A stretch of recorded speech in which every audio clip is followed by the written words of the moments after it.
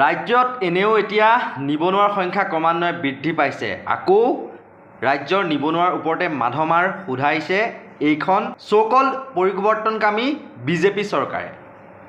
কিয়নো এতিয়াৰ পৰা ৰাজ্যৰ মহাবিদ্যালয় বা বিশ্ববিদ্যালয়ত যিসমূহ তৃতীয় চতুৰ্থ বৰ্গৰ চাকৰি বা শিক্ষক পদ বা অধ্যাপক পদৰ বাবে কোনো ধৰণৰ স্থায়ী বাসিন্দাৰ প্ৰমাণপত্ৰ অৰ্থাৎ PRC নালাগে।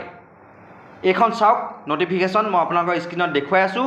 এই নটিফিকেশ্যনখনৰ জৰিয়তে চৰকাৰে কৈছে যে এতিয়াৰ পৰা ৰাজ্যৰ মহাবিদ্যালয় বিশ্ববিদ্যালয়ত শিক্ষক অধ্যাপক বা তৃতীয় চতুৰ্থ বৰ্গৰ চাকৰিৰ বাবে কোনো ধৰণৰ স্থায়ী বাসিন্দাৰ প্ৰমাণপত্ৰ অৰ্থাৎ PRC প্ৰয়োজন নহয়। আৰু ইয়াৰ অৰ্থ এইটোৱেই যে ৰাজ্যত এতিয়া বহিৰাজ্যৰ যিসমূহ লোক সেইসকলেও তাৰমানে যিসকল নিবনুৱা আছে সেইসকলেও চাকৰিৰ বাবে আবেদন কৰিব পাৰিব।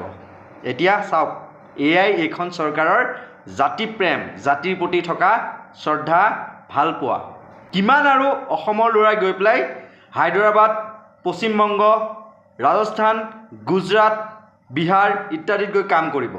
এতিয়া অসমলৈকো গোটেইবিলাকক চপাই আনিব আৰু ৰাজ্যত ক্ৰমান্বয়ে বৃদ্ধি পাব নিবনুৱা সংখ্যা।